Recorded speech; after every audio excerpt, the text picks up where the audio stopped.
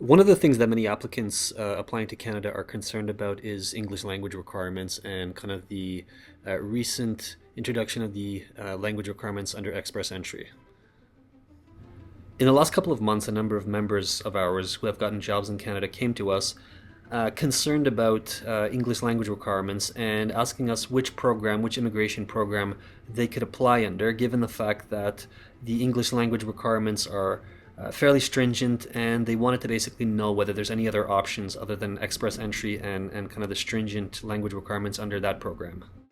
In other words, what they wanted to know, or what they were asking us, is, well, are there any other options available if my English language skills are not good enough?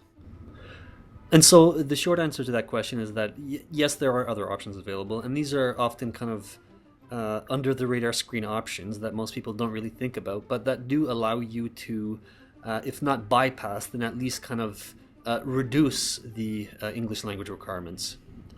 And so the first of these options is applying under one or more of the PNP programs. PNP stands for Provincial Nominee Programs. And if you look at programs like Ontario, for example, and Nova Scotia, you'll see that basically those programs do not actually have English language requirements. A second option is to apply as a TFW, a temporary foreign worker. Rather than applying under express entry, you can apply to come to Canada on a work permit, work here temporarily, and that allows you to do a couple of other things. As a temporary foreign worker on a work permit, you could basically work here for a year, two, three, and during that time you could improve your English language skills. And then once you've done that, you could apply under the Canadian Experience class.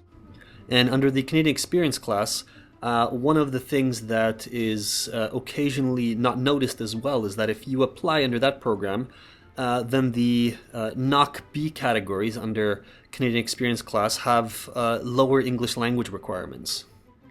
Another option to think about is whether you have a spouse. If you have a spouse, then you should think about who has a better chance of qualifying under whether it's Canadian Experience class or any other program, whether from English language requirements or otherwise. If your spouse is more likely to qualify because, for example, his or her English language skills are better, then you could consider having your spouse apply as the primary applicant, and then as a spouse of that applicant, you will get an open work permit and you will get status in Canada. You'll basically be able to tag along. So the bottom line here is that although the English language requirements have definitely gotten more stringent under express entry, it isn't necessarily the end of the world. I mean, a lot of people are concerned about this, but there are other options available to you. If you kind of think beyond convention a little bit and you think beyond what most people kind of do, then you'll realize that you can uncover all kinds of other options available to you that will allow you to get around the English language requirements. So we hope you found that useful. If you are looking for any other information or have any other questions, we encourage you to visit Uniivaa.com.